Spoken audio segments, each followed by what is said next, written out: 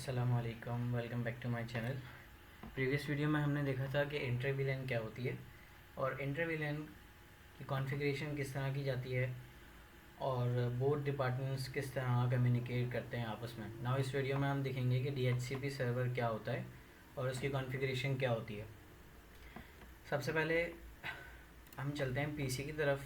IP configuration में आपने देखा होगा प्रीवियस वीडियोस में मैंने जितनी भी आईपी एड्रेस असाइन किए वो मैनुअली असाइन किए, लेकिन हम इस वीडियो में मैनुअली असाइन नहीं करेंगे। DHCP सर्वर के थ्रू ऑटोमेटिक आईपी असाइन होगी।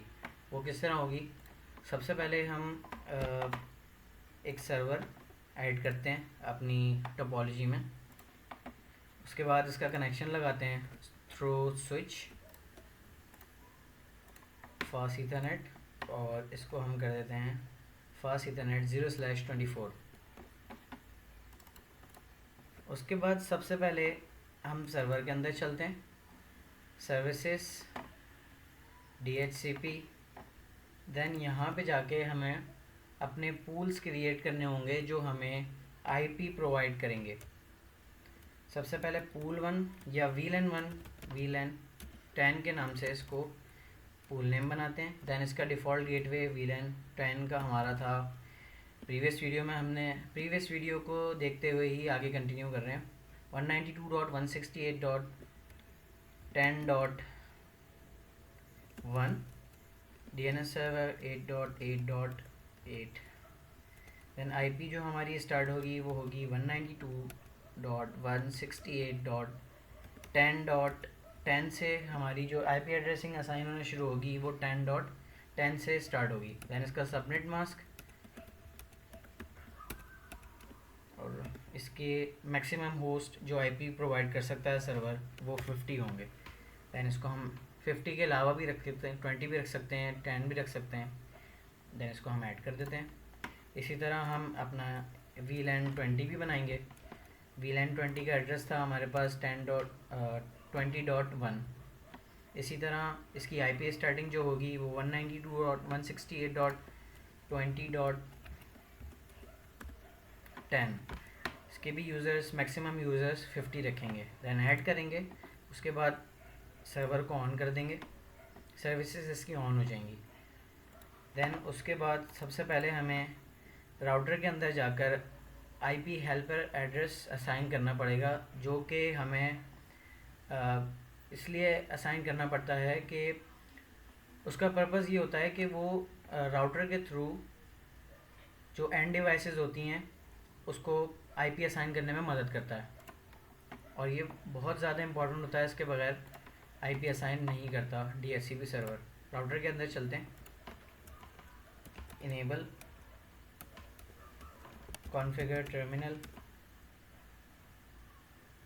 हमारा इंटरफेस था इंटरफेस गीगाबाइट 0/0/0.10। यहाँ जाके हम आईपी हेल्पर एड्रेस इसका रखेंगे हम 192.168.1.1 सॉरी 1.2। ये इसका DHCP सर्वर का एड्रेस है। इसके बाद इंटर करेंगे, एग्ज़िट कर देंगे। इसी तरह हम इंटरफेस गीगाबाइट 0/0.20 इसके अंदर भी हमें आईपी हेल्पर एड्रेस डालना पड़ेगा, उसके बगैर हमें एड्रेस नहीं मिलेगा। IP helper address 192.168.1.2 exit. उसके बाद हमें ये जो लिंक राउटर और स्विच से कनेक्ट हो रहा है इसको हमें ट्रंक बनाना पड़ेगा। स्विच में जाएंगे, इनेबल करेंगे, इनेबल मोड से प्रिविलेजेस मोड में जाएंगे, कॉन्फ़िगर मोड में चले गए। देन यहाँ पे जाके हम इंटरफेस फास्ट ईथरनेट 0/1 यहाँ हम इसको करेंगे switch port mode access, switch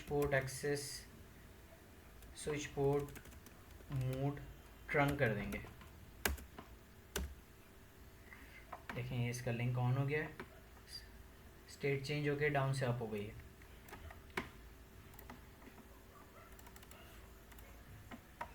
उसके बाद ये जो हमने अपना सर्वर स्विच से कनेक्ट किया था, ये हमने किया था 24 पोर्ट से। देन स्विच में जाके हमें इसको एग्ज़िट करके बाहर आएंगे। यहाँ पे हम इंटरफेस फास्ट इथरनेट 0/24 के अंदर जाकर पोर्ट मोड एक्सेस करेंगे और एक्सेस कर देंगे VLAN 1 के अंदर, जो कि VLAN एक अलग VLAN है। यहाँ पे इंटर करा, उसके बाद इसको एग्ज़िट कर देंगे। ये सब आप लोग देख सकते हैं कि इसकी लाइन, इसका कलर भी चेंज हो गया है इसकी पोर्ट का, दैट ये असाइन हो गई है। देन उसके बाद जो है हम कनेक्टिविटी चेक करेंगे कि कनेक्टिविटी हो रही है। यहाँ पीसी पे जाएंगे, डेस्कटॉप पे जाएंगे, आईपी कॉन्फ़िगरेशन स्टैटिक, उसके बाद DHCP करेंगे। तो यहाँ चेक करना है हमें कि सर्वर हमें जो है ऑटोमेटिक आईपी जनरेट करके दे रहा है।